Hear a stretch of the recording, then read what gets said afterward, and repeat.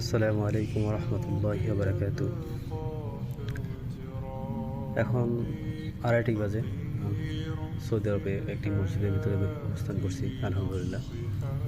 তো ভিডিওটি করার উদ্দেশ্য হলো আজকে সৌদি আরবে শবে কদরের রাত 21-এর রাত, সেই সম্পর্কে আসলে কিছু কথা শেয়ার করার জন্য আপনাদের মাঝে আসলাম।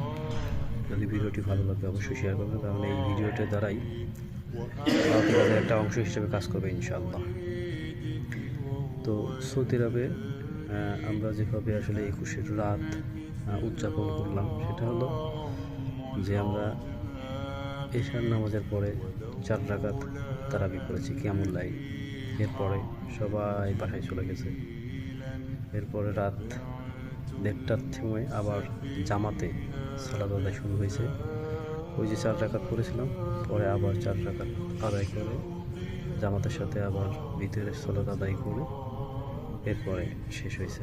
এখন অনেকেই মসজিদের ভিতরে আছে, অনেকেই সালাত আদায় করছে।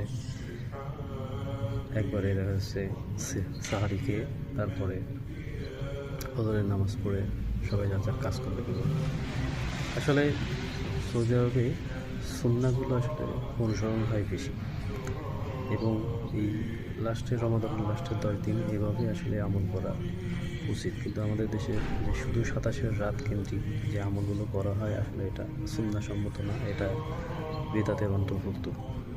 তো আশা করি ভিডিওটি সবাই শেয়ার করবেন এবং এই ভিডিও দ্বারা অনেকেই সঠিক সুন্নাহ সম্পর্কে এবং সঠিক আমল সম্পর্কে জানতে পারবে ইনশাআল্লাহ। আসসালামু আলাইকুম ওয়া রাহমাতুল্লাহি ওয়া বারাকাতুহু।